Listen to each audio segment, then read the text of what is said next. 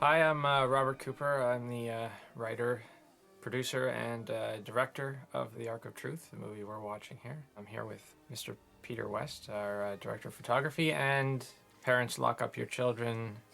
Christopher Judge is in the house. Hello. So what's this? What is this? It's like a helicopter shot or something of mountains. Must be a movie or something. It must be. This just doesn't happen on a TV series, does it? Look at that, that's beautiful. When we sat down after season 10 and realized we had to make a movie, essentially make something that was a little bigger than what we normally were doing on the show, but at the same time we didn't have a significant amount of money more than we did on the show. I mean, we had a healthy budget on the show, and I personally think our show was very cinematic to start with. Certainly. I mean, we obviously had some episodes that were smaller and more TV-like, but we did some shows that were very, very big and cinematic. And so I think you and I, Pete, we talked about how, aside from creatively, I mean, you obviously in an hour and a half with the amount of story that you have to tell, you're going to have big moments and big story things that happen that make the scope of the film much more important in the grand scheme of things than if we had, say, taken this story and tried to drag it out over the course of a season.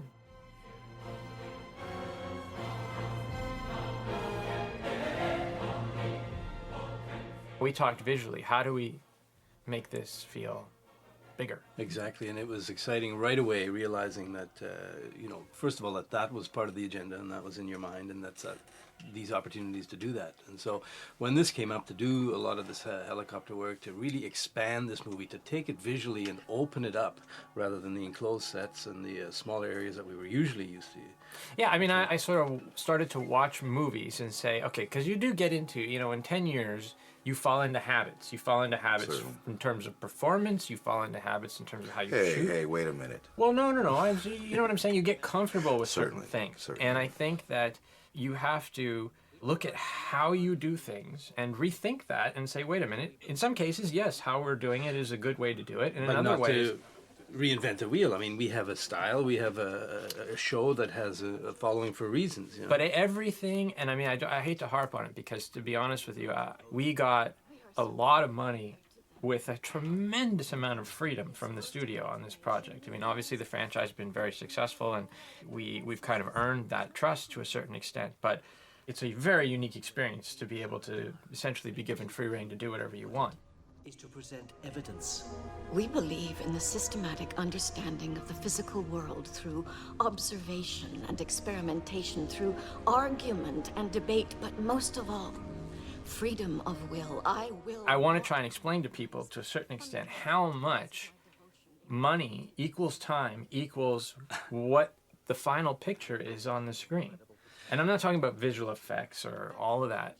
I'm talking about whether the camera's moving. Right.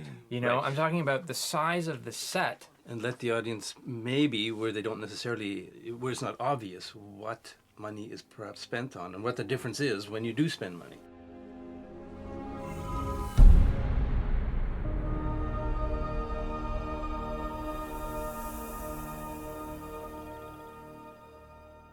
In this car sequence here, what shots do you do? Well, you can't get this shot if you can't have a hole in the set where there was, on the reverse, there was a wall there.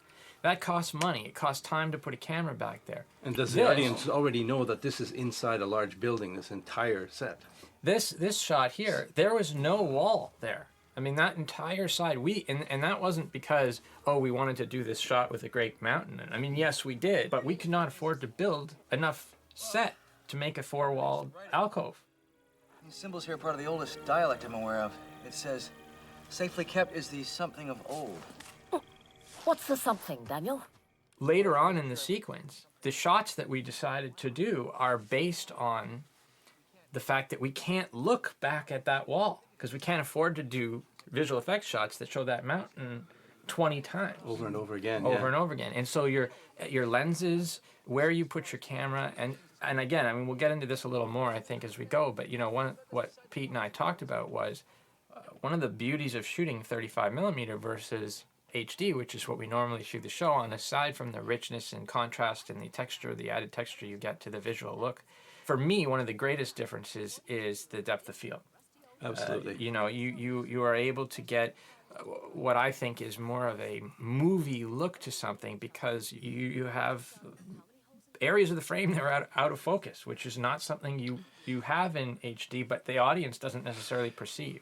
Well, I mean, HD has come a long way, and it's really a product of lenses. But it's also, quite frankly, Yeah. we looked at HD packages. It's a question of money. The expensive HD cameras have come a long way. Absolutely. I mean, you weigh all these things in the process of making, and you actually, in a big movie, $100 million film, you start from the beginning and you build from the ground up and you execute the vision of the creative people behind the project. In this case, many cases, over the course of the process, we're working backwards with what we have. Exactly. We're saying, how can I write a scene in this set? How can I do what I want to accomplish with the materials at our disposal? At hand. Yeah. Yes. Yeah, efficiently use them, absolutely. We are under fire.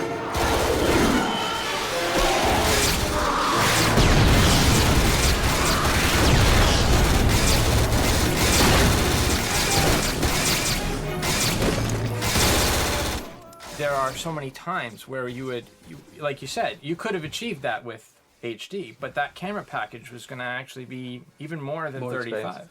Yeah. Because it's a product of the lenses, and those particular lenses are now usable on particular HD cameras. It's But- the newest technology, exactly. The 35, I do think, creates a visual experience that will make the audience feel like they're seeing something different than the TV show. Although, again, we talked about this yesterday when we were in the color timing. The idea was, or when we sat down to design this, was we do a lot more wider shots, vistas, things that were big screen type shots, but also get in nice and tight with longer lenses, because right. with HD you're always in the face, and there isn't that sort of flatness to the image that is what you sometimes feel about a movie. Exactly, yeah. And yet, that's dictated often by the size of the set. Commander, we have them trapped. In some cases, we were limited because these sets were, for the most part, designed for and used when we were in our Television. regular series production. Right? That's right. And so there were limitations that we really couldn't get around in that regard. Valley, you have to trust me. Your position has been targeted from space. Comply now, or you will be... It's just amazing. This is the first time I've seen this, obviously, but how visually, you're right, 35 just does look so much more Rich. rich. Yeah, there's the blacks, the range between the bright areas of the frame and the dark areas of the frame. It's just, HD has its own a flavor that's great, and to be honest, it works fantastic on the series.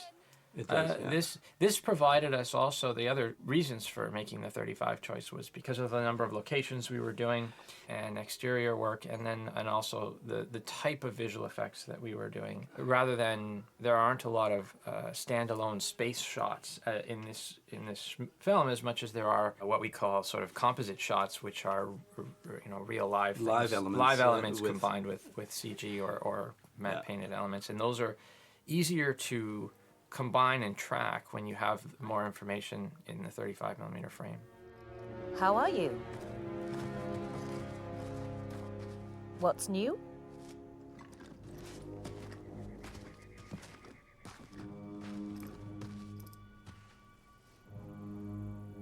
What are you doing here?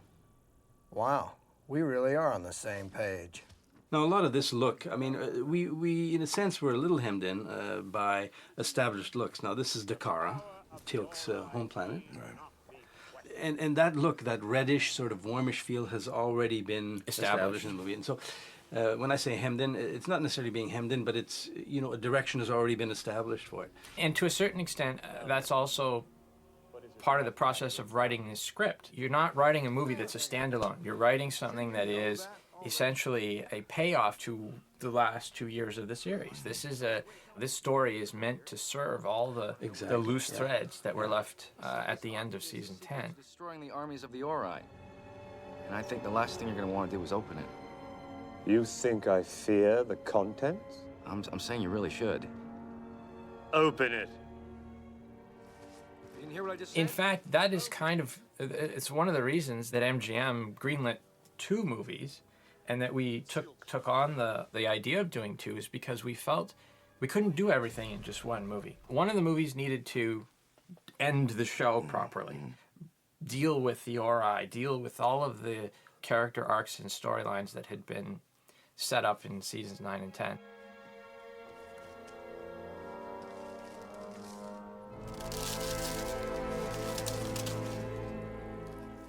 And then we also wanted to do a movie that was just a good old-fashioned SG-1 story, you know, and show that the franchise could continue to live on in that form, on another level, you know. Exactly.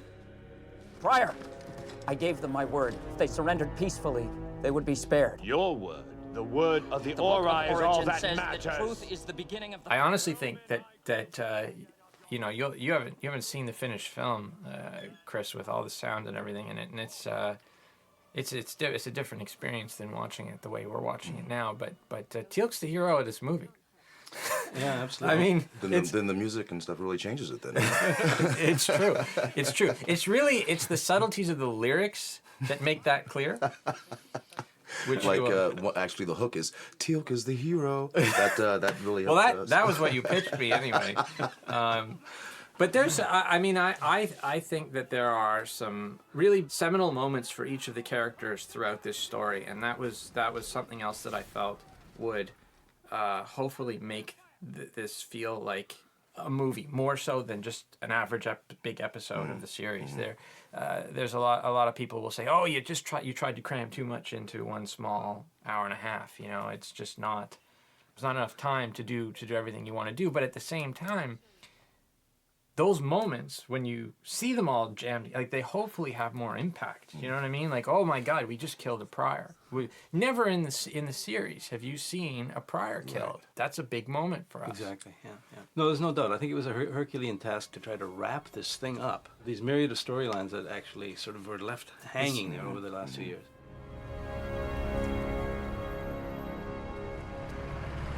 According to Toman, the Ori Crusade is planning to send a new wave of ships through the Supergate sometime soon. A coordinated attack on Earth may be imminent. It's a little non-specific. This is all one shot, which is a nearly broke Steve Adelson, our camera operator, Steadicam guy, and one of the tricks of the shot. Well, it merely prepared him for what was to come. Well, yeah, but people don't think subsequent about film. these things because they're just watching Mitchell and Landry walk up the stairs, but the camera's backwards. That's the amazing thing about that shot is that Steve's going up the stairs backwards, shooting them, and carrying, how heavy is a Steadicam? I mean, it's like carrying another person up the stairs. Exactly. If you go back and look very closely, there's a little vis effects cheat in the middle of the shot because I like the end of one take and the beginning of another, and we blended it. When the camera pans across to the window, there's a cut in there. Now, how long did it take to shoot that shot? A morning. Yeah, because, it was such a large shot, and it's large because the camera is moving all over the place where you normally have lighting equipment and crew and people and stuff. You couldn't have any of that with the camera panning and pointing all over the place and moving through, so it takes a while to hide all that stuff and to set it up and. Yeah, I mean, you really have to, when you make a $100 million movie, you do that every day. It takes you a day. Yeah. To shoot a shot, and you shoot it till it's right. And if you don't like it at the end of the day, you just spend tomorrow shooting it, right? Yeah. And in this case, a normal big feature will shoot for between 60 and 100 days. I mean, that's a normal, 3 months. We shoot an episode of television in 7 days, and we shot this baby in about 18 days. And it's twice as long as a normal episode. Twice as long, yes. 4 extra days. No, because it's twice as long screen time. That's what I mean. Yeah. But what it does is that extra time doesn't allow you to make a big feature film schedule. What it does is it allows you to pick a few spots to do some things that you wouldn't normally do. A few. There's times where you can move the camera. There's times when you can say, all right, we'll take a morning to shoot this. I mean, that whole Dakara sequence, that whole opening the Ark Dakara sequence was shot in 2 days. Yes. I don't even remember. I think there's something like 80 shots in that sequence, like 80 setups in that sequence. What's also the thing from a performance standpoint is that you have, doing the series, it's very rare that you get more than 2 or 3 kicks at it. In this format, it was there's a lot more time to explore and play with things and find things. Well, but you guys, I mean, that the other thing that allows us to move at the pace that we do is the fact that you guys come so prepared. And it's almost like occasionally, on the show, you'd run into a guest actor who wasn't used to that pace, and suddenly things would grind to a halt because you'd have to explain things. And I mean, you guys are unbelievably professional in the way you would come to set and just have all your shit together.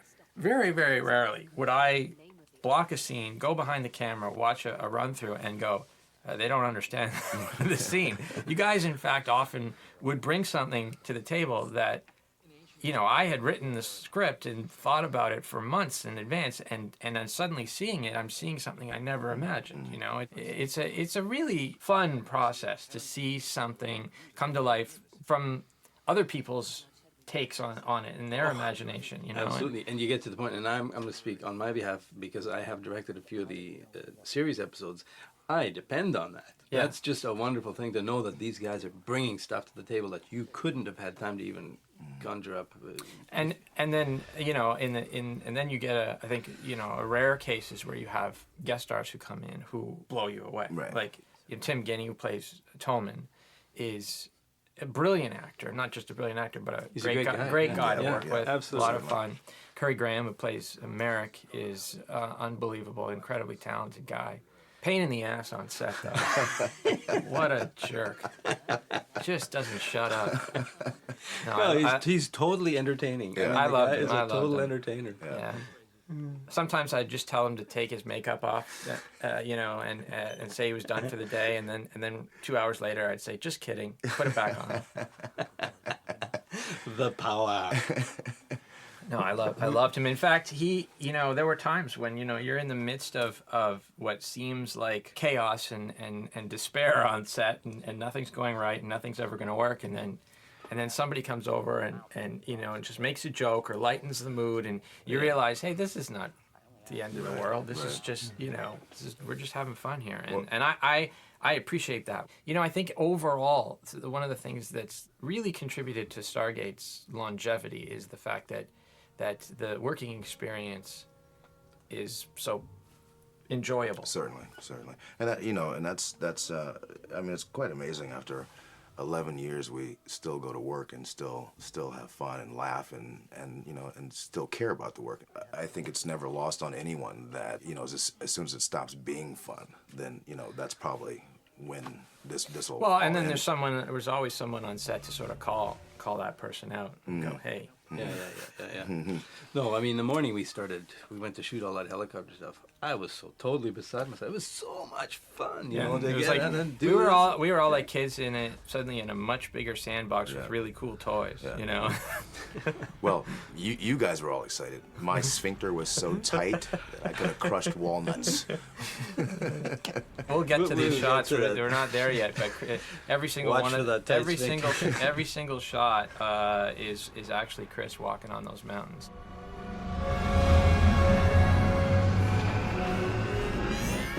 Those shots that we just of the ship coming out of the mountain, it's amazing what our visual effects people have to do and what they go through. I mean, we actually went out and we shot real helicopter shots of the mountain, and then they used those to model in 3D because basically you just can't put a spaceship in a real shot of a real mountain and have it break up. It's there's a lot to do with computer 3D simulations and so they actually took the real footage that we shot. They used that as a reference, and they basically built that environment. And there are times when unfortunately it's obvious, but there are also times where you've got shots of a real mountain and shots of the CG mountain, and you wouldn't know the difference. And in fact, I was trying to explain that to you yesterday in color time, and you're like, well, why can't the shot do this? We really shot that. And I said, because that particular shot is not the real mountain. That is a visual effect. And what lives in the computer is all you get.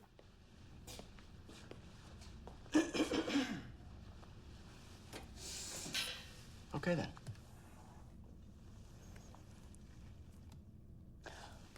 I just need to get a few things straight here for the record.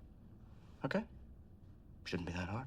This scene is one of the only scenes that actually turned out visually and in every respect exactly the way I imagined it when I wrote it and when we prepped it. You know, this was exactly how I wanted it lit, how I imagined it shot. A lot of times you get to set and it's, you know, things just. No, because it's a simple scene. I mean, it's two guys sitting across from each other at a table, right? Yeah. But it's amazing how many times two guys sitting across from a table turns into something else. Yeah, it's fortuitous, but they call that chemistry because we didn't specifically discuss the look of that. We didn't on not every scene. We can't. There's no time for that. I mean, there's some things that are left. No. Sometimes we get there and I go, Pete, what the hell is this? I don't know. Sure. What's with the yellow light? I have quite a few. They cover things like your plans, your tactics, your numbers, training, anything that might help us in defending against an attack that you say is coming. All that I How know. many innocent human beings would you say you've slaughtered because they chose not to believe in the Ori?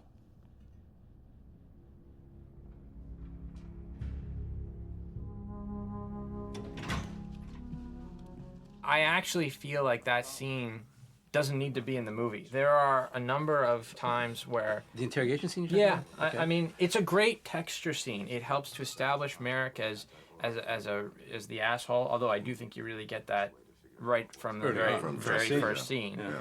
It adds an emotional depth and texture to Toman's character, and it also sets up the scene between Teal'c and Toman that's coming up very shortly in the Odyssey, which I do think is a very interesting scene, as much from Teal'c's history's point of view as it is from Toman's character. But all those things would play without that scene. I just love the way the scene's shot. I love the way they perform it, and I also think there will probably be two different versions of this movie. I think that this, you know, a lot of times what you get is, you know, a movie goes into the theaters and then you get a DVD release and it's the quote director's cut.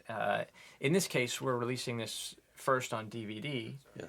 And then it'll probably go to, you know, television in various places or around the world as well. And that, just the fact that television dictates a specific length and structure, there may be scenes that have to get lost. So in fact, this is the director, producer's cut, writer's cut. Right. It's your call, Colonel. One of the decisions those of us in command have to make. Thank you, sir. Thank you, sir.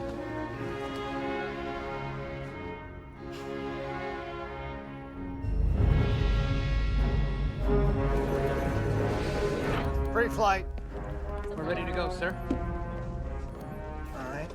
Again, I think that there are scenes that if I was making a standalone movie, if I was just starting from scratch and this was not in any way related to Stargate SG-1, the series, I would not have put those scenes in the movie. They're scenes that are there because I know fans have been following these characters and they want to see a scene between these characters and they want to hear about this particular element of the story. It doesn't necessarily fit into the movie, but it's something that's important to people who have been watching the show. That's who this movie is for. This movie is for fans who have been with us and who also kind of lived through the transition.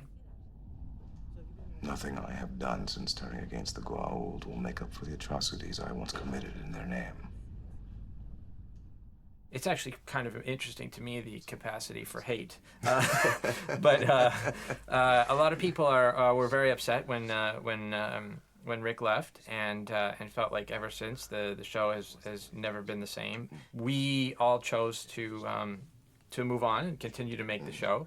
And there have been a lot of people who've supported the new incarnation of the show with Mitchell, Landry, Vala, and there's still, you know, a lot of the old school Stargate that's a part of the mix. But this movie is really very much for those fans who stuck with us and enjoyed those last two seasons and wanted to see all those things pay off. One day others may try to convince you they have forgiven you. That is more about them than you. For them, imparting forgiveness is a blessing. How do you go on? It is simple. You will never forgive yourself. Accept it. You hurt others. Many others. That cannot be undone. You will never find personal retribution. I really loved this moment because it was always interesting to me. To sit down and you're writing a story and to in 10 years you've done like 214 hours of TV. How many stories about Teal'c? And yet 3. Actually, I think there were 4, to be fair. But it was interesting writing this scene because I don't think I had ever heard Teal'c express his feelings about how far he had come and why he did what he did. I mean, we kind of shirked dealing with Teal'c's past because essentially, you were a bad guy. You were a soldier for the opposition who switched sides, but for a very long time, you did horrible things. I mean, it was an unheroic aspect to your character. The heroic part was you switching sides and then becoming a hero. But how do you deal with the fact that you've done these horrible things in your past? And hearing Teal'c express that was something we had never done in the show. Right, and we had talked about that, and that's truly what I found interesting about that was that for a decade to live with that knowledge of what you'd done, but to never actually have the chance to purge that. What makes Teal'c the guy who will walk across the mountains to save the day? It's not him. He's not doing it for himself. Right. He's doing it for something else. Right. And what is that something else? Yeah, I didn't doubt that. It's just now that we're actually here, it's kind of cool. This sequence is another example. I think it was always stood out in my mind as what makes this particular movie different from the show. Well, on the show, we try and maintain a pace that keeps people interested, keeps you from changing the channel, keeps you from losing interest, right? You don't spend 5, 6, 7, plus you only have 44 minutes to tell a story, so you don't have time to make a moment out of something. This is a 5-minute sequence about going through the gate. And in the series, it would have been one shot. We would have said, okay, Odyssey goes through the gate and we're on the next planet. But in a movie, you just want to, it's been so long since we romanced the gate. And this is a super gate, so it needed something extra special to make it feel like a moment. And then I don't think we had ever done in the series the demolecularization effect that they had done in the original feature. I don't think we'd ever seen that. No, not like that. No. And so that was another thing that I wanted to kind of pay homage to in that sequence, was to sort of get back to that old school idea of making a big deal about something that we had in the course of 10 years started to take for granted. Going through the Stargate is a cool thing. Yep. Absolutely. And we all just kind of did it like it was eating breakfast. Hopefully that translates to the audience. Now, did you think of that phraseology, romancing the gate, sitting here, or did you come in here knowing you were looking for a place to stick that in? No, I am embarrassed to say it took me about a month to come up with that. Originally it was just liking the gate, and then I thought, no, liking the gate just isn't enough. Well, romancing the gate, that's very sexy. That's, I'm kind of... Well, it is a big orifice. Yeah. We call it that sometimes. Yeah. That he did. Still, I'm surprised such news would have spread far and wide. You would think. This scene in particular is one of the scenes where I see the difference in the film. I mean, the camera's not doing histrionics or rolling around, but it just looks rich. The colors look rich. The texture is there in the background. Everything just seems to have a lovely filmic quality to it that I don't know that I would have had with HD. Now, to touch on that, visually, do you have to work more closely with like wardrobe and things like that? Because I see like it's almost like it's the clothing in 35 can almost be used as another backdrop. I was just seeing that. There's texture to it. You're absolutely right. Well, it hurts the sets. I mean, that's one of the problems. Is we always found that when we made the switch in, what was it, season 4? originally we shot season 1 in 16, right? Combination 1635. Then we went to 35, but when we went to 35, we said, oh my God, we need to build better sets, because you could see that it was, plaster. Mm-hmm. I think there was that talk came up when we switched to actually HD. Now suddenly there was a perception that HD would see everything so much better. Now that's when we went to and then digital media. But previous to that, we'd been shooting in 35, which was a superior format in the first place. But the thing that we didn't anticipate in this again, I mean, well, you knew, but we didn't factor it in initially, was that HD requires a lot less light. In other words, this time, back to the time and money issue, suddenly we needed more time and more lights in order to light a scene that would have been much more get in, get out, and move on with HD. That's good. Let's hope that means what we're looking for is still there.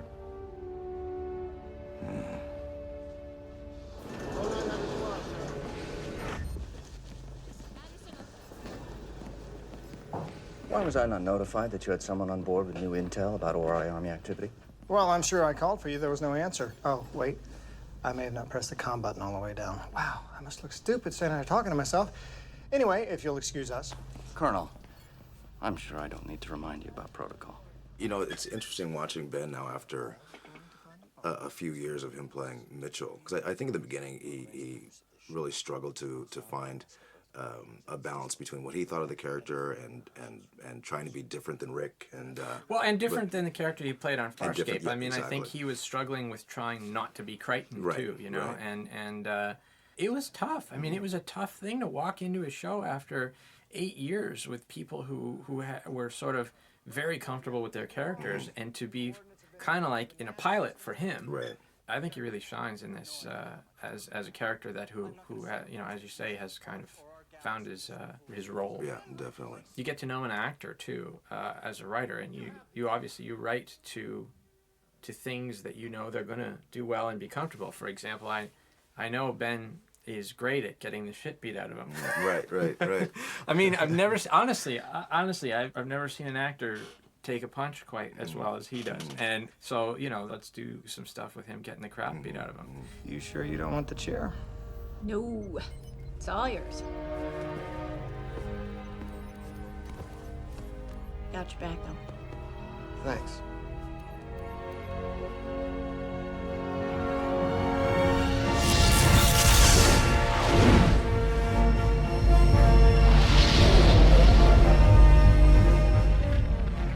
This shot, I mean, what Martin Wood was talking about that shot last night, I think, in the mix, is, why does the ship look so much bigger than usual? And it's like, well, it's a mentality that I had to talk to our VisFX people about, saying, look, stop trying to fit everything into a little square box. And shot length.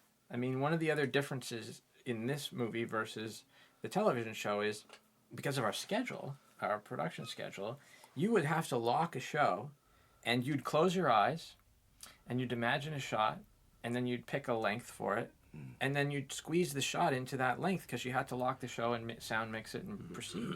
So you'd pick, 7, 8, 10 seconds or whatever, and you kind of got used to doing that. In this, I said, look, we're not married to any particular length, so let's do the shot first. Let's make the shot the length it's supposed to be. That shot of it coming out of hyperspace and heading towards the planet is at least twice the length of what it would have been had it been in the show, just by circumstance. I mean, that's about a 15 to 20 second shot, and in the show we generally do 7 or 8 seconds. I mean, believe it or not, there are costs associated with this length of the shot because of how long it takes to render and the amount of time it takes the person sitting there that gets paid. I mean, it's incredible how much those little seconds can cost you in the grand scheme of things. But I really wanted to find a way to break people out of the mold of doing things the way we had done them for 10 years. Sure. Those habits are so hard to break. That's so difficult to do, I know. And we would go through time, rendition after rendition, where I'd say, look, Craig, this is not 2001, but go watch 2001 and see how long some of those shots are. Those are extremely Yeah, they go on for 10 minutes, and we're not going to long. do that. But I'm saying get out of the idea that we have to cram everything into 7 seconds. Yeah. And what that does is allow the camera to the ship to come towards camera and slowly go over you, and you have the time to render the shot so that the detail of the ship is much more, Were you thinking of that while you were writing it? Because very often Absolutely. the criticism has always been, well, let's show the audience, let's not tell them about it. That's always been the comment made, because it's so much more interesting sometimes to see something happen and let it develop sequentially or within a shot. Well, again, I mean, it is still incredibly cheaper to have two people talking about That's something what in I a mean. room than it is to actually having Teal'c walk across mountains. It's one line in the script. It was literally 3 lines of description in the script. Takes 5 minutes in the movie. You could even skip over it and not realize you had skipped over it in the script stage. It creates such scope in the film, and is so important to making the story feel a little more epic. And everybody is guilty of it when they read our scripts, that they kind of imagine the TV version of it, and you have to kind of say, I know we don't have that much money, I know we don't have that much time, but we have to find some way of doing this a little bit different than. And I mean, you said you encouraged that as well too. I mean, there were a lot of times where I just knee-jerk instinctively set up a camera, lock it off, and go. And you're like, look, it's not going to take us that much more time to put it on a dolly, to put it on a Steadicam. We're lit for it. Let's move the camera here. Let's get in on the person's face. Let's do whatever. You have to really break yourself of that.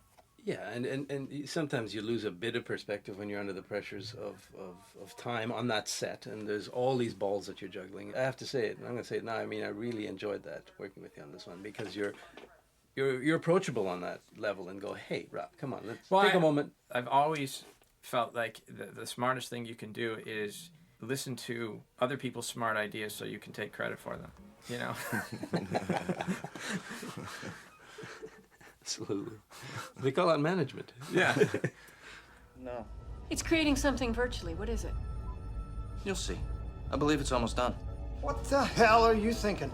Unlike you, doing the job that I was sent to do. Stop any further Ori invasion at all costs. Well, how does getting us killed and this ship destroyed accomplish that? Oh, I assure you that's not the plan, Colonel. Oh, really?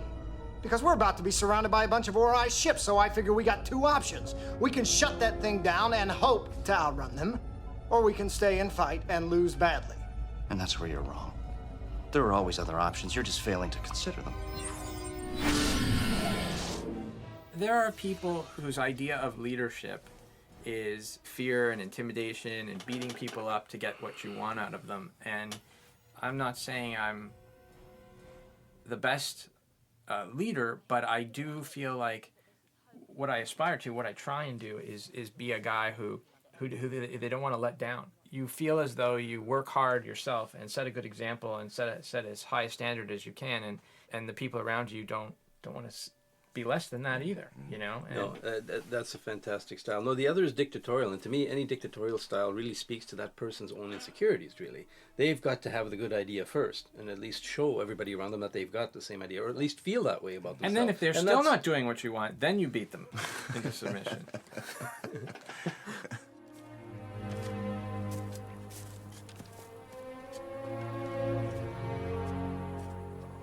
Guys, I think there's something here.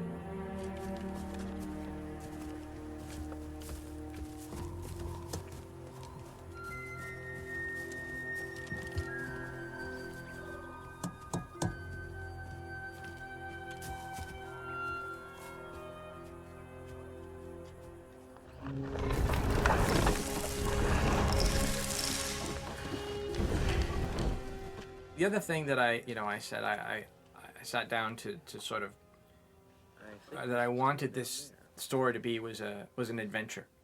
I wanted it to feel like we were on an adventure. Even as early as mid-season 10, I was thinking, okay, we're going to go to the Ori galaxy. We're going to go behind enemy lines with the Odyssey, and we're going to get into trouble there, but we're going to go on an adventure. It's not going to come to us, which is what happens on the show a lot. And I think we did a good job of getting that that feeling. Well, you know, I truly think that's one of the things that made the show successful from the start, was that we were explorers and we were taking people to other worlds. Yeah. And I think that was one of the big hooks of the show. And to get back to that, you're right, is every week you'd go through this portal and Lord knows where it was going to take you. You know, there was that feeling, and that's what I think Stargate is. And even though in this particular movie the old school Stargate doesn't play as big a part, I think the concept is still very much alive in terms of going through the Supergate to the Ori Galaxy on this adventure. Who wrote this program? Does it really matter? Thank you. The ARG won't penetrate the shield. When I shut it down, don't hesitate and don't miss. I won't.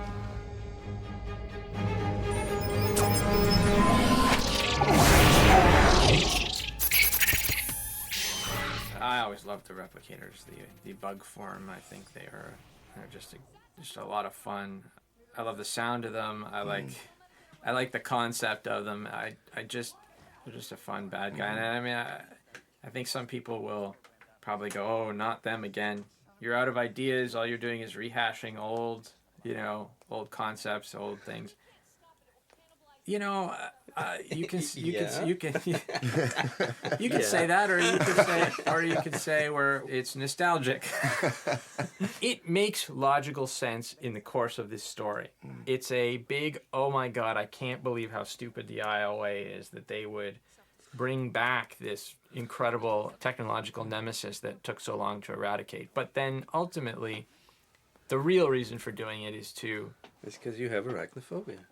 No, it was the evolution of seeing it take over Merrick. I mean, that was something we had never done before. It was actually an idea I had way back in the episode Enemies, when we had the replicators and the Gould kind of interact for the first time, and they take over Apophysis' ship. There was a point at which I had thought it would be really cool if the replicators had actually kind of taken over his body, but not but in the same way that Merrick says, they kind of blend in with his flesh and stuff. Except we had already sort of done that with Apophis. He had that metal plate on his face, and it just ultimately it just didn't ever pan out. But I still always wanted to do a real visceral combination of human and a replicator bug. Different, I think, than the human form replicators, which were a different kind of high-tech evolution of the bugs.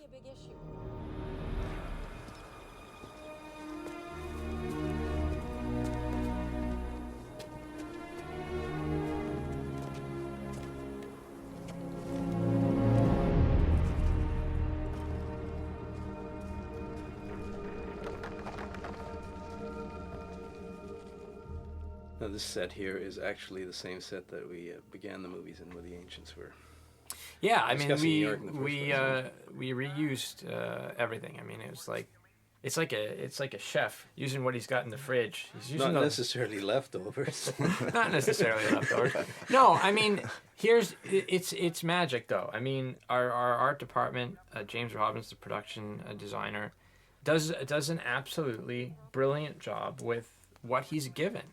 It's not that we didn't spend money on sets like the Dakar set or the prison cell or those hallways, but he's looking at what do we have? How can we put a new skin on it? How can we kind of make it into a really cool movie set with very, very little time and resources compared to absolutely, yeah, I know. A feature. Well, it doesn't have much learning to do. Everything about the Odyssey and its systems has been pre-programmed into the replicator's memory. I'm attempting to isolate life support, navigation, and hyperdrive command and restrict it to the Asgard core. Hopefully I can maintain some measure of control from here. Right, I'm gonna help find the damn thing.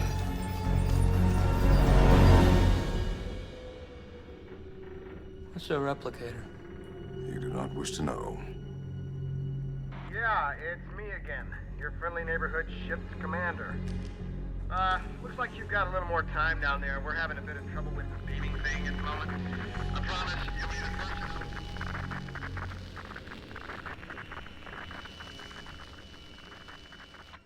glasses have always been the bane of our lighting department. But if he doesn't keep them on, you really can't really tell he and Ben apart. Yeah, they've been part of that character since day one. There are. I thought a sarcophagus could have fixed that years ago. Yeah, but it's like, you know, it's like Indiana Jones without his hat.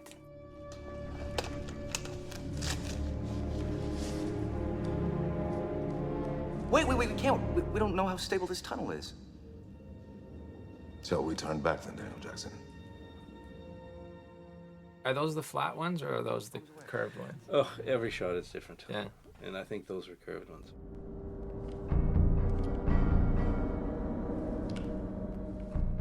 This looks like hell. Or Care Delay looking for hell. Yeah. Power fluctuations throughout the power grid. Yeah, I got that.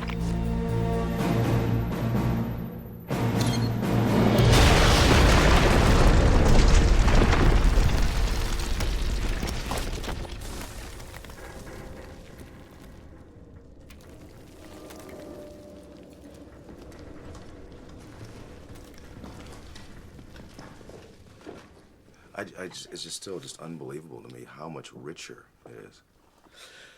Well, and that's quite a compliment because what you're looking at here is once you do see it and it's on a proper monitor. This is just a reference monitor that we're looking at here. It's standard def. We're actually looking at standard def with you know, and this is not the final color timing. Wow. It's amazing how much that process finishes the film throughout the post-production process. Seeing a cut without VisFX, then with VisFX, then with sound, then with music.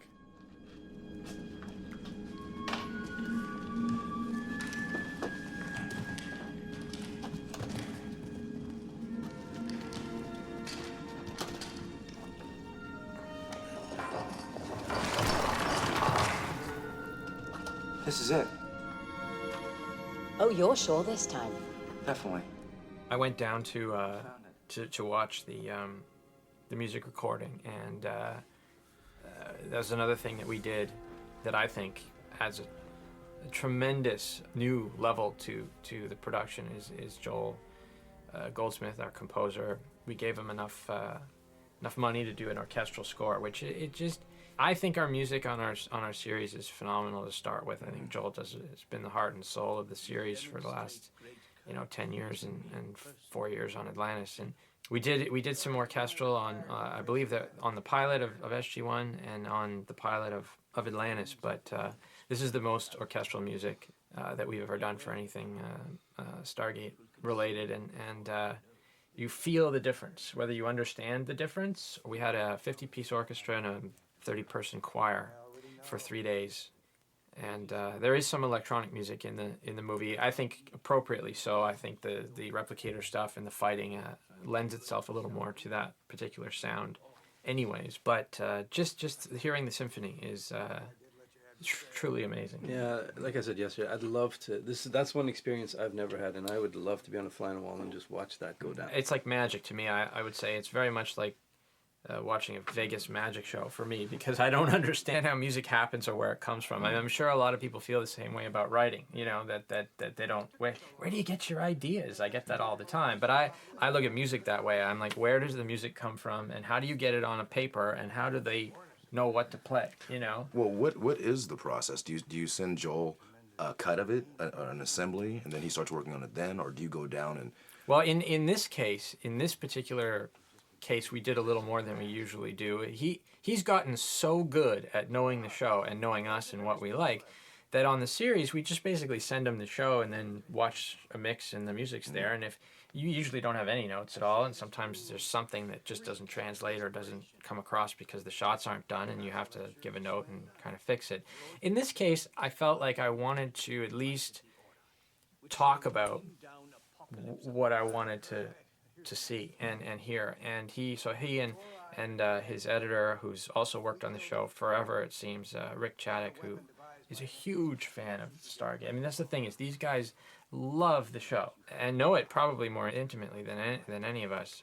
So he came up when we did what's called a music spotting, where we watch the movie together and just talk about it and say, okay, what kind of music is it going to sound like here? And I mean, the conversations we have are, we'd go completely off the rails at times, and sometimes we would come up with wild ideas. But at the end, we had an idea of what we were trying to achieve with each scene. And it's amazing how much you'd sometimes differ on it, or he would have one idea and I never even thought of that. And it's a really a whole another creative process.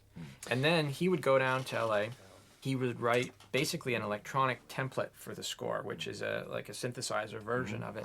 And he'd send me these little QuickTimes on the internet, and I'd listen to them, and he'd be like, now keep in mind, it's like a temp version of your soundtrack, and of your VisFX, it's super temp. It's like your first draft. So, and I would listen to it, and it'd be like it actually sounded pretty good. It wasn't quite like a Casio, but it was a very simplistic version of the melody of the music that we were going to have at that moment. And I'd be able to hear whether the beats were being hit or the moments were being played. And then once we're satisfied with that, he sends that to someone to basically turn it into orchestral paper music so that it can be arranged for various instruments, have what instruments play what part, and then that goes to the conductor and the orchestra. I mean, I can totally identify with the process because in that analogy that you were trying to make, when the page is blank, and I often make that analogy for what I do. Like when you walk onto a set, the page is blank. Yes. It's How do dark, you light and it? every texture, the shape of the wall, the glint in the eye, the color of the skin, all of that is something that you create by lighting, right? But where do you go? And that relationship between director and cinematographer is often not in talking specifically about a shot, a scene, or a sequence, but in just talking, where you realize or you become familiar with the point of view or a set of ideas or something, and that helps formulate that. And that's what I think was happening with you and Joel. Yes. And again, I mean, we had some time to do that. In this case, money, schedule, whatever, dictated a certain amount of prep time. You were actually prepping. We had this really crazy thing worked out where we were going to basically shoot Ark of Truth and Continuum pretty much back to back. So there was very little prep time before. You just didn't have time to have those conversations. No, you didn't have time to see the sets. I mean, there was a lot of sort of scrambling by the seat of our pants, And but I felt, even though that it was very limited, I had a little more time for this one than I did for the subsequent one, Continuum, which was absolutely crazy. And after a day's work, we'd work 15, 16 hours. I'd go off and do scouts and try to get into the next one. I see the detriment. I see what's missing as a result of it. Yeah, it may not be we apparent. all can't help but see everything that we wish we could do better. I think that everybody else, the audience, hopefully, is seeing all the positives. That was right? absolutely all of the things that are there, not all of the things that aren't there. Gee, if they're listening to this, I guess they kind of liked it, or they're just trying to figure out what kind of idiots made this piece of crap.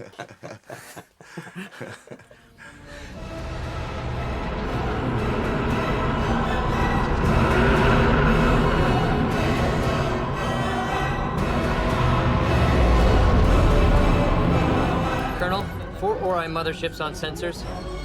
They're moving to surround us. Got it. Jumping to hyperspace.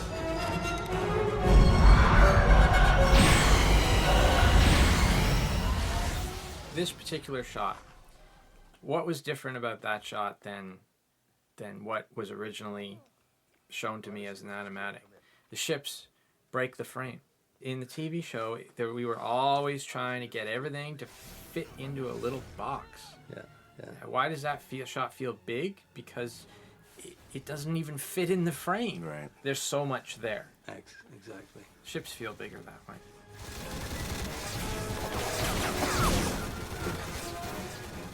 There's Toman and his rock. You have so many conversations in the course of making a movie. It's hilarious to me sometimes, the conversation. There are so many times where you stop and look at each other and go, I can't believe we do this for a living. Yeah. I'm standing there having a 10-minute conversation with a guy about a rock. Am I going to hold the rock? Am I not going to hold the rock? How am I going to hold the rock? Is this good? Am I holding the rock well? Would I hold a rock in this situation? What else am I going to hold if I don't hold the rock? Seriously, that's my job. I've got people trapped all over the place.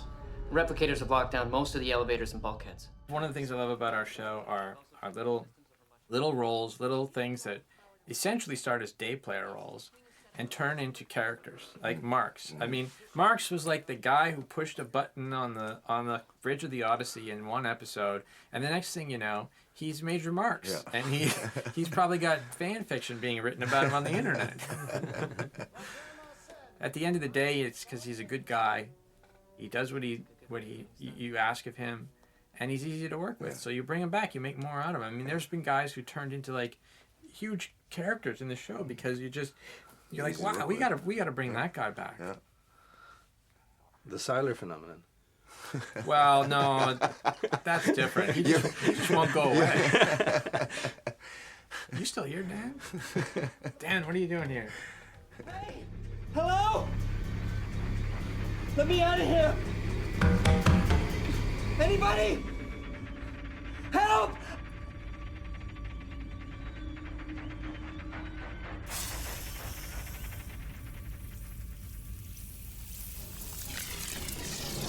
Curry had to, you often talk about makeup. I mean, you've been through it, Chris. It's unbelievable. You get up at 2 a.m.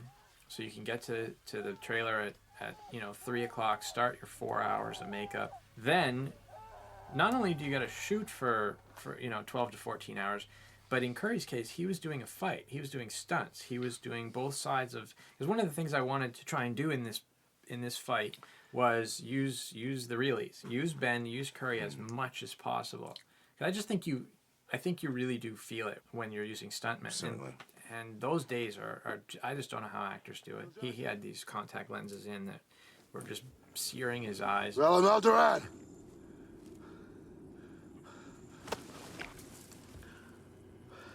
Odyssey, this is Teal. Do you read me? Odyssey, this is Teal. Can you hear me? This particular scene, we were literally running out of light. Pete was running around. We were there on this particular location for 1 day out of the shoot. Pete's running around looking at his light meter going, I don't know, Rob. Absolute panic. It's black. It's gonna be black. There's gonna be no light. How can you shoot a black man in that black dirt and that black of night? It's going to be in a black outfit. And then Chris, we don't have any other day to shoot. Chris does take one, and we were probably at about 7 minutes of light. Chris does take one, and it takes him 9 minutes to get up and walk 10 feet. And I'm like, it was take one. Thank God he got it. Well, no, actually, this is take 2 because I said, dude, the movie is not 3 hours long. Not going to be 3 hours long. I just love this visual took effects. those udders and milked them. It's like, if this movie isn't about Teal, it is now.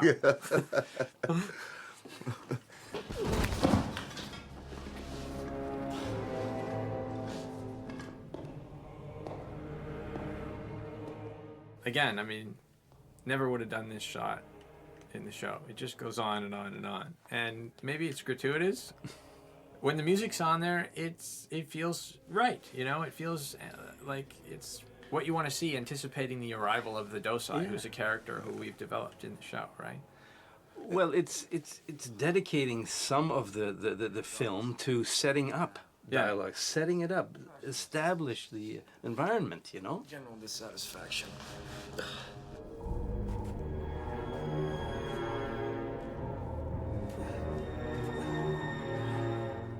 Now, this was a shot that you had pitched that didn't quite come out exactly the way we wanted it. You had said, wouldn't it be great if it was all snow, all white, and that his face just kind of came out of it. But again, where we were, Chris is actually in that shot right there. You can't see him. The thing about this particular sequence and being up in that helicopter that you just cannot translate is scale. I mean, the figure does as much as you can to that, to address that, though. Yeah, but it's amazing to me. Like there were times where we had a red helicopter that was moving Chris around on the mountains, and we were flying in a different. So there's this red helicopter that would land on the snow, and we would be flying around, and you couldn't see it.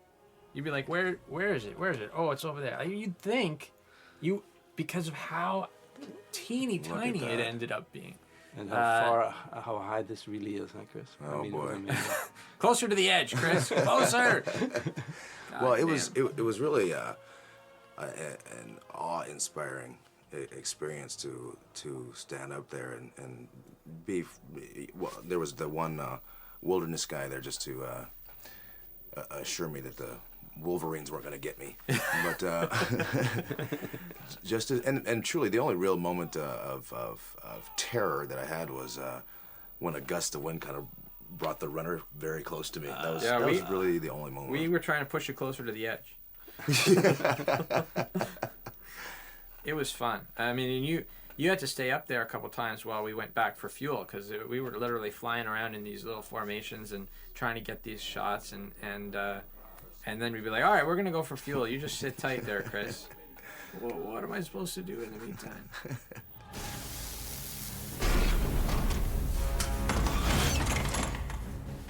This sequence, too, I mean, you think, oh, well, it's doing a montage. That shouldn't be that hard. But there's a lot of shots in this sequence, and we would never have been able to have the time. This took the better part of a day of second unit to shoot those shots. And on an episode, never. Because each one you have to light, you have to set up. It's amazing how something as simple as that is a luxury to us. They're coming.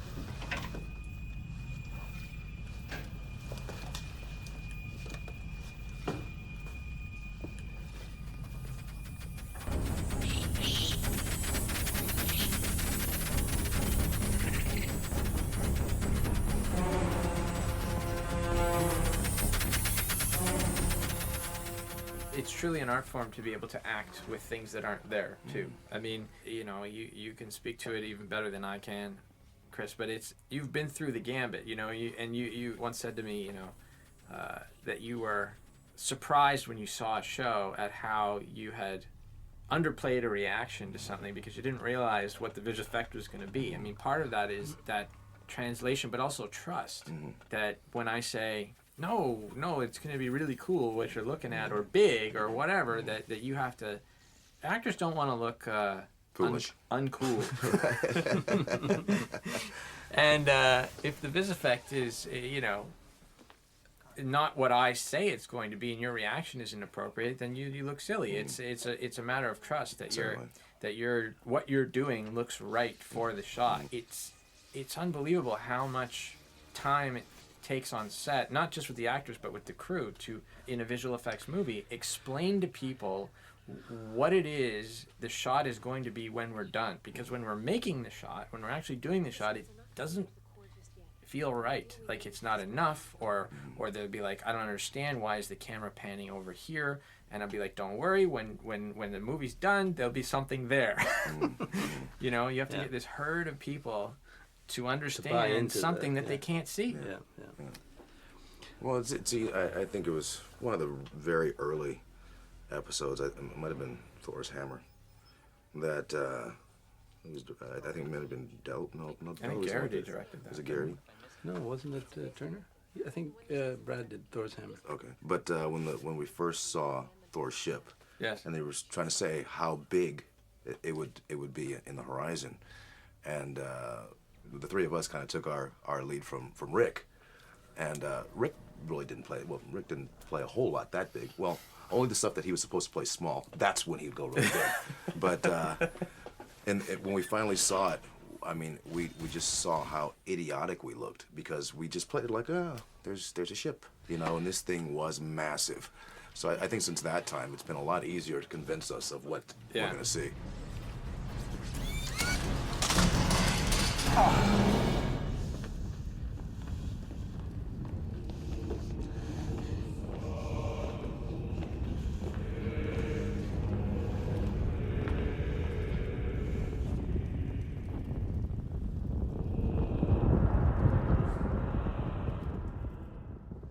In defense of directors in this case, it sometimes would occur that the director really wouldn't have a clear idea of the vis effect shot either, because that all happens after the fact, Right. you know, and sometimes surprises. Oh, that was cool. Isn't it? That was This whole cool. effect, you have no idea how long people sat in chairs to make that happen. I mean, honestly, it is very cool. I know. I loved it. It's not an effect that you could really design the concept for and then just kind of press a button and make it happen for every shot in the movie. Every single shot had issues to deal with that had to be worked out as far as getting the fire to work. And to be honest with you, I mean, we had the crazy schedule. There's a scene that we shot at about 4 o'clock in the morning. This one here, where Morena was available for one day, Julian was available for one day. We had schedule issues with Claudia. It was literally a giant, crazy situation in which if we didn't shoot these scenes, we were never going to get them. They just weren't going to happen. So we knew it was going to be a long day. 4 o'clock in the morning comes around and we have this scene to do. Mm-hmm. And everybody is blurry-eyed and hasn't slept and whatever. And I'm trying to explain the idea of this ethereal fire entity swirling around Vala and making her dizzy. She's been through torture and there's not really continuity. And I mean, when you say no continuity to a film crew, they just freak out. They look at you like, what are you talking about? I can't do, you're going to get in the editing room and you're going to curse us all and fire us. Because you're not going to remember that you're the one who asked for it that way. It's a very hard thing to convince, a crew to do, is something that's a little outside the box. Absolutely. And to be honest with you, when I first saw it cut, I thought I had completely screwed it up. I honestly thought I've made a mess of this. It's never going to work. I don't know what I was thinking, and I shouldn't be a director ever.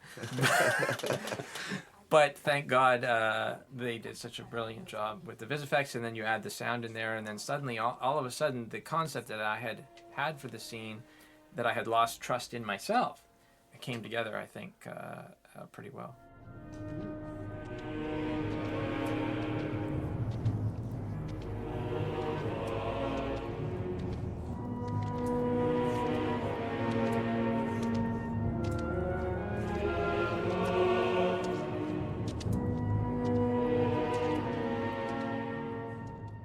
This is my homage to what Chris Judge looks like the morning of a Vegas trip.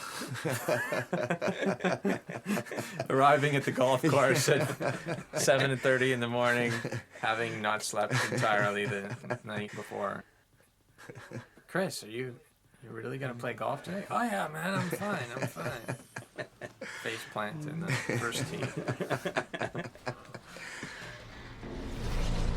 Oh, who am I kidding? I knew you were an asshole the moment we met.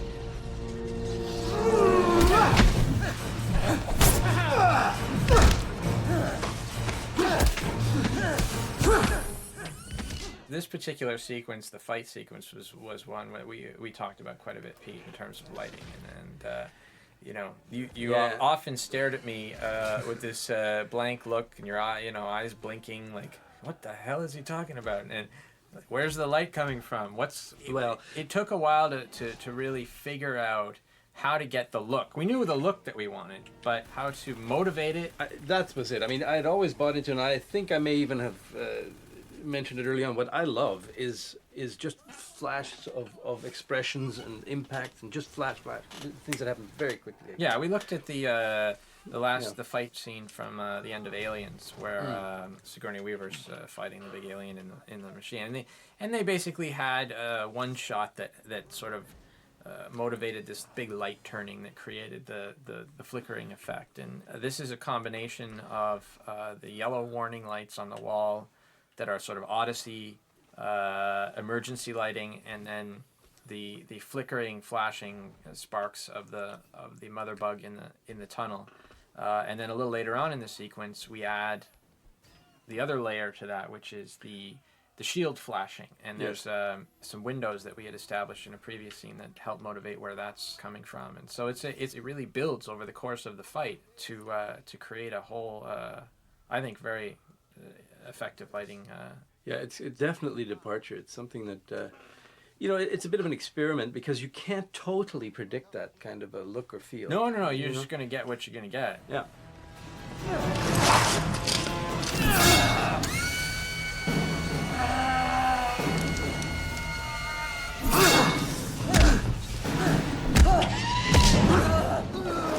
Little homage shot to Indy in Raiders with the snake in the foreground.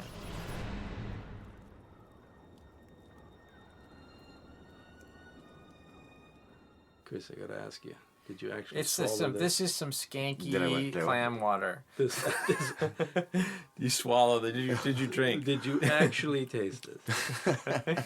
Chris spent an entire morning face down right there in a in the ocean. Basically, the tide had gone out, and we had this beautiful flat area of Crescent Beach, which is down in White Rock.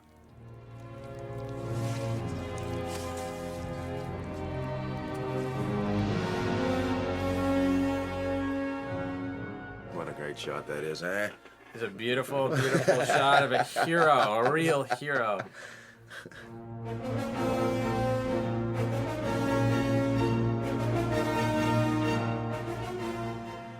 One of the things Pete and I talked about, that TV tends to be master shot, over, close up, close up. In a movie, I think you often see tight shots, really, really wide shots. And I mean, you said, I unfortunately, we were forced into, in some cases, using wider angle lenses than we really would like to have, because wide angle lenses tend to look a little more like video. But we didn't have a choice. I mean, in a set like this set was incredibly small. I mean, it's about the size of a living room. We made it look, I think, enormous. This is a shot in particular that when you just mentioned that, did you see the bend of the stairs and the bend of the people on the edges? Yes. That's a wide angle lens. It was there, but we wanted to push to them, and we couldn't do that without pulling because there's a wall behind us, and there was Yeah. no time, and it's how do you get two guys standing on opposite sides of a 16:9 image, full frame, and then push without having the physical room to do it. There's a shot later on in the show. It's a completely stylized shot where we used a 10mm lens. Oh, yes. Yeah. And it is so bendy, and so in fact, people are so not used to, without even looking at the monitors. It was pretty funny because Michael Shanks gets yanked into the corner, and then our camera is in the opposite corner on the parallel wall, but pointed at the center of the room. And Shanks is like, so I can go back to my trailer, right? And I go, no, you're in the shot. He goes, no, I'm not. The camera's not pointed at me. And I said, no, really? And I had to take him the little handheld monitor and show it to him to prove to him that he's actually, I mean, he's not. He's off in the corner, but you can see him. Right. You know it's him.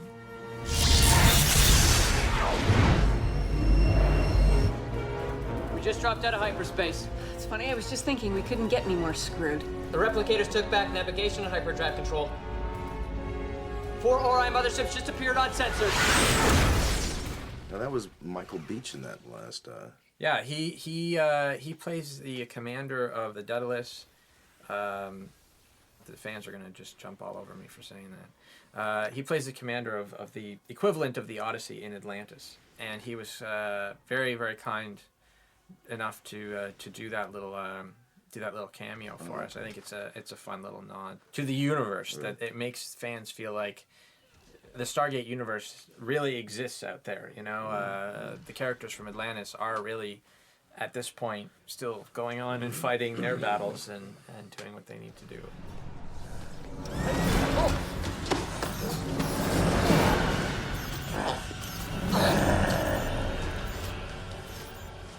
The timing of this movie is actually a big issue for people. They're very confused because Atlantis has actually started to air again, and Amanda has gone on and become the colonel commander on the Atlantis base. So they're like, well, when does this movie take place? The answer is it takes place before that. It's sort of a flashback of sorts to the events sometime after Unending, but before Carter joins Atlantis in season 4.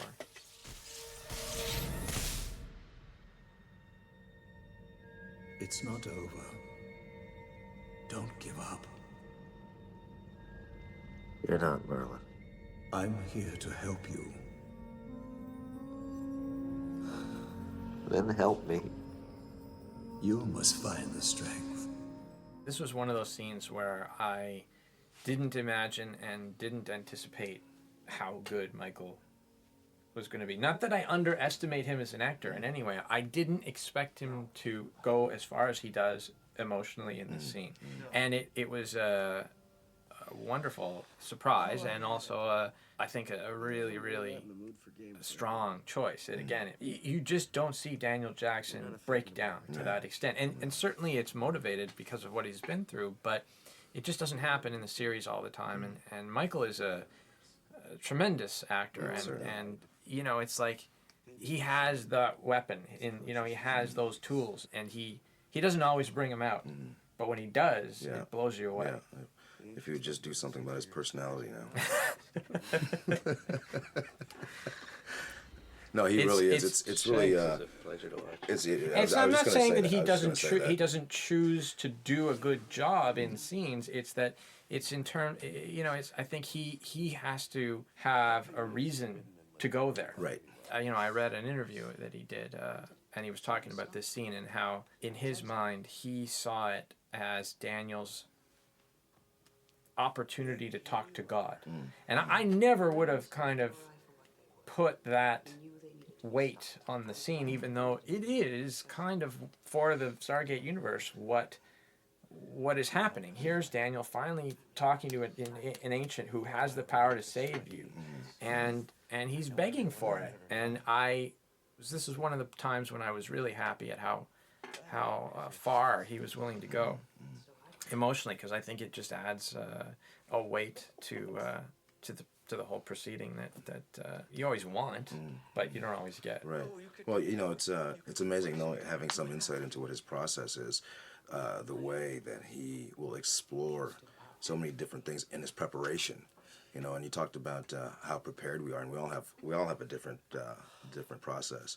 But his is so foreign to me that it's interesting to watch him even prepare for a scene, because he plays with so many different ways until he's satisfied that on the day that he can bring up whatever he needs to. Yeah, and I think that's why I think some directors don't understand or really care what actors go through when they get to the set on that day in that scene, and they just they don't see what they want, and they go, no, that's not right, do it this way, and give them a line reading, and then go back behind the camera, and the actor's like, what the hell was that? Because you have to go through a process to get to that point you've gotten to in that scene. So I think for me, I had to learn about how to talk to an actor in terms of explaining what I envisioned or what I wanted for the scene, how I saw it, or how the shots were going to be done. Carter, I hope you can hear this. The self-destruct program is on the other side of the crystal. Program for the self-destruct is on the other side of the crystal.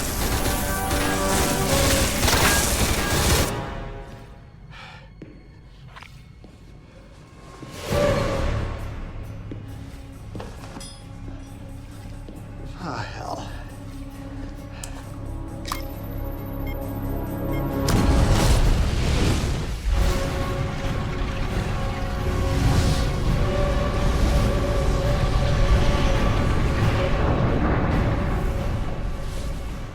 That's a very cool shot. Yeah, there's actually three multiple layers of explosions in that shot. The onset explosion, which we built that hallway specifically for, was done with propane gas, and propane, when it's lit on fire, dissipates very quickly. So the actual practical explosion, which we really did put a man in. There's a stunt man in the back there behind Ben, but it had to be enhanced slightly because it went away in the shot before we were ready for it to. We had to rent it. We rented a special camera for that shot. What's the frame rate of that particular shot? It was like 300 frames. Yeah, we ran it just shy of 300 to keep it from. And boy, do you just hear the film going. I mean, it's like money coming out of your pocket. You know, it's just a whirring sound to that particular camera. Yeah, it's like hearing a Ferrari rev up to about 16,000 RPM, and then a Ferrari with like a Ford Model T engine, because you know it could blow at any time. Let's find the Ark.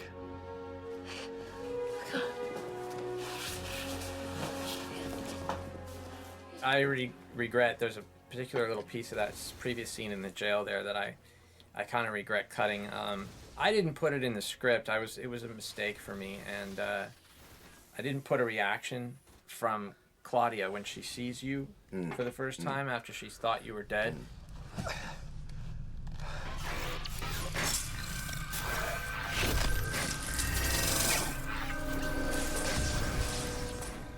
An amazing shot. Yeah, it is. It is a totally there's amazing like shot. something in the neighborhood of 30,000 dust particles falling off of.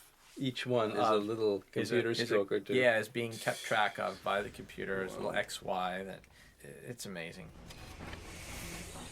Claudia, rightly so, instinctively wanted to react to seeing Teal'c for the first time alive when she thought he was dead, and I had a lot of different people kind of giving me opinions and notes on the cut, and it was something we debated, and I agreed at the time that the moment that she chose to play and the way it was shot kind of broke the pace of the movie at the time. Things are really like clicking at this point, and we're sort of jumping from scene to scene. It just didn't suddenly feel right to stop and take a big character moment reaction, but now I kind of feel like it's missing. Like nobody reacts to the fact that Teal'c is alive when they thought he was dead.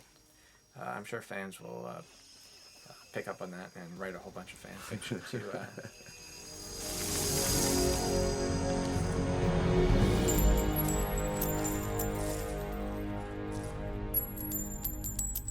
Back to this sort of performance issue. I've been writing and producing the show for years, but I'm still reasonably new as a director, and I think that was the thing I was most concerned about. How to communicate with actors on a respectful level that achieves the best possible performance. You know, I think our cast is such a pleasure to really work with, to be able to talk to about a scene and to understand the characters in the show and enough to want to work on it, not just kind of just show up and let's get this shit over with. And people really care, you know? Someone is coming. Okay, 7 symbols. Just make a guess. Veramus is truth in ancient. Good. Do that.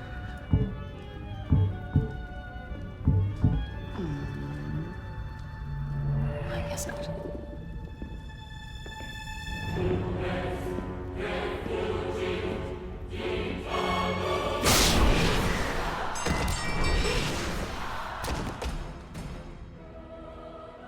Julian is truly, when he has this get up on, one of the creepiest people you will ever see. And yet one of the nicest men. He's so very nice. sweet. He's a guy who you think, you know, maybe, this guy. He might kill you. Yeah. No, but he also, you might imagine how he's just coming in to do a little job for a day and collect his paycheck and move on to his next thing. But I had long conversations with him about the docile, and he was quite into being the docile, and it was great. Hyperdrive back in time. We can't take much more.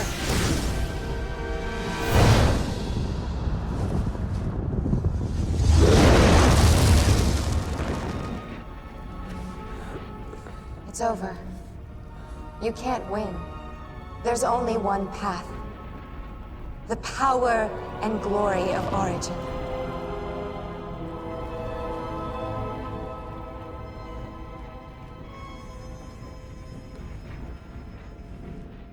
When you do try and shoot wider on a general basis, when you finally do cut into a close-up like that, where you're suddenly in super tight on a person's face, it is like a punch. You know, Which it's it like should be. so much more powerful. It's a great tool to have.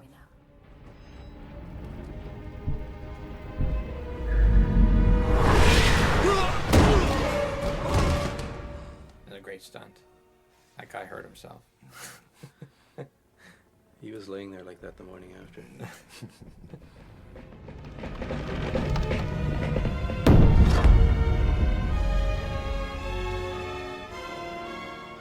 And again, I mean, you know, it's one thing to say, okay, so we're gonna shoot the table. The table's gonna fall over. The ark's gonna open. That required an unbelievable engineering process on the part of our on-set special effects people. You don't just shoot the table and have it fall over like that and have the arc flip open. And then the light comes suddenly pouring out. Well, that's easier to do with, after the fact, but the physical process of actually getting the hinges to work, you know, blow out the base of the table with a little explosive, and then get it to literally tip over and hit the floor that way. I remember Scott, or I don't remember if it was Scott on the day, but our on-set special effects people said to Shanks, "Oh no, it'll be a tiny little explosion. It'll be fine. It'll be fine." And he had these giant chunks of wood all over him afterwards, and he's like, "You won't need eye protection. Don't worry." He's like, "Yeah, right." Well, that's another thing that we've learned when Ray's involved. Never protection is always underestimate. Try to overestimate. Yeah. I just always look to see how much he's giggling.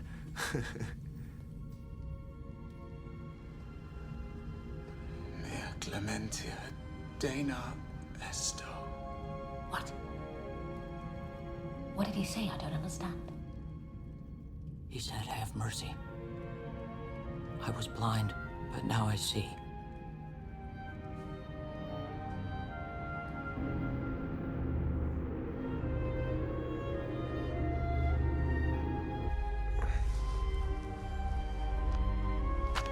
Sam.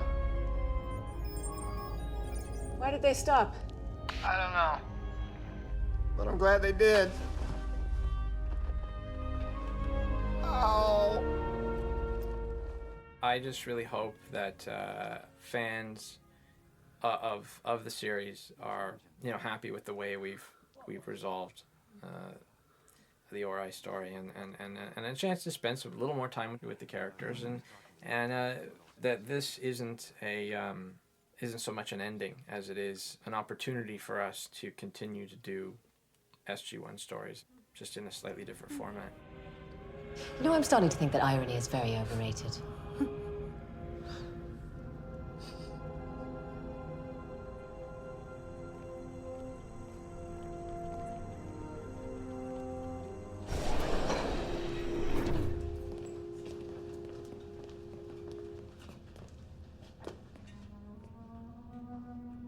Have you reconsidered? No.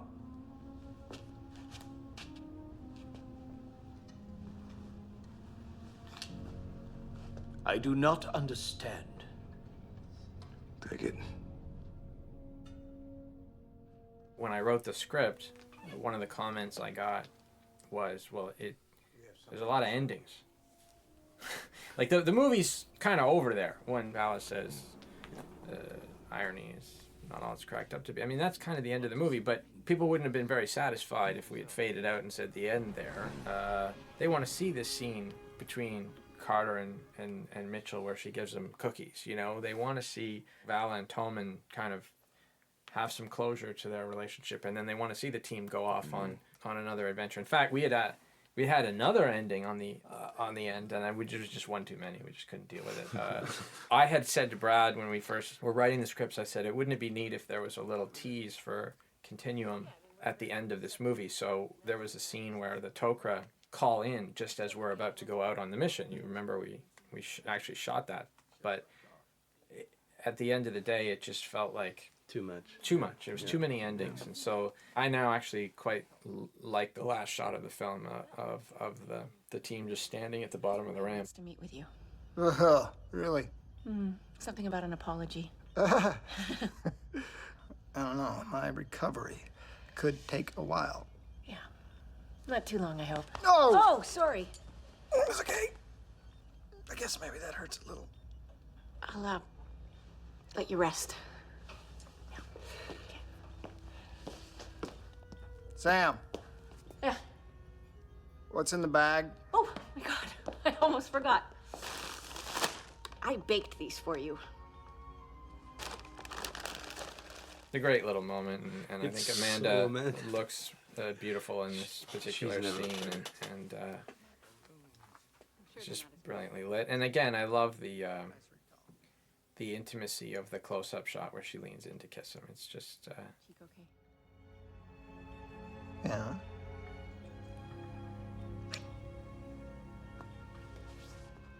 Carter's kind of a slut.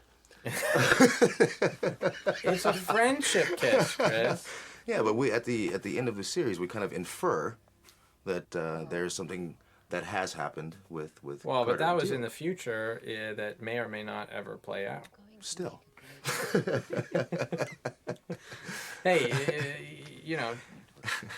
And for everyone listening, I am kidding. I don't want to see one letter nor have one question at any convention about why I just said that. I'm kidding. And I love Scottish people.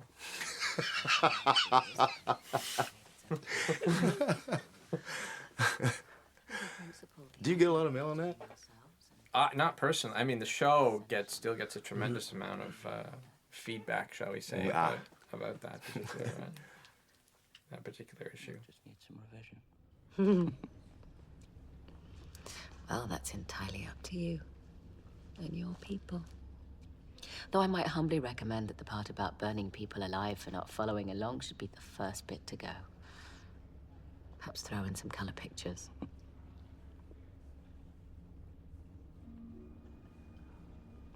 No, I haven't asked because I fear I know the answer. We cut together a previously on, which is probably on this DVD, called The Road Taken. It's about a 8-minute little compilation of clips that would hopefully help you catch up on seasons 9 and 10 if you've not seen every episode. And it's just amazing to me how kind of epic the story is. I mean, it's there's so much. It was almost impossible to do. It was almost impossible to gather together all of the necessary information that would make all of this Makes sense as a feel like it's standalone. paying off. I think fans who have watched every episode are gonna love it. Hopefully, people who are just sort of checking out the movie are gonna maybe want to go back and watch those shows, and then watch the movie again. So is the IOA. For now, the Ark is being studied at Area 51. That's all I know. Was there ever a reason given why all of a sudden we could say that alien artifacts are stored at Area 51? You mean you're saying that there really is an Area 51 with alien artifacts? For the sake of argument. Let's just... The Air Force contends there is no Area 51, so they don't really... But how, isn't it, should I just stop talking now, or? Yes. Yeah, okay, good. Yes, there are men in black outside getting ready to erase your memory. You're kidding, right? Okay. There are still many planets in our gate system that remain unexplored. Yes, let's see what mysteries P3K546 will hold. And what treasure.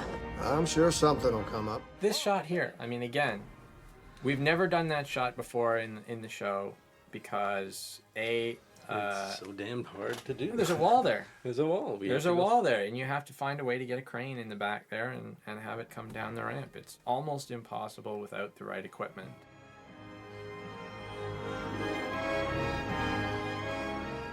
So there you go. We've talked at great length about Ark of Truth and what we went through to make it. Thanks for coming, and thanks for listening. Great experience, Rob. It was. Thanks for the whole thing. It was great. It was. Chris? Phenomenal. Another one. Fooled them again? Yep, still got them fooled. I just question why they just keep hiring me, but hey, I'll You're take fun it. on golf trips. No, that really was just a great experience. And now I can't wait to see it, on the big screen. Yeah, people have to go run out and buy bigger TVs to get the full experience. I don't work for TV manufacturing companies. I just advocate bigger and bigger televisions. Big is good. Yeah. Yep.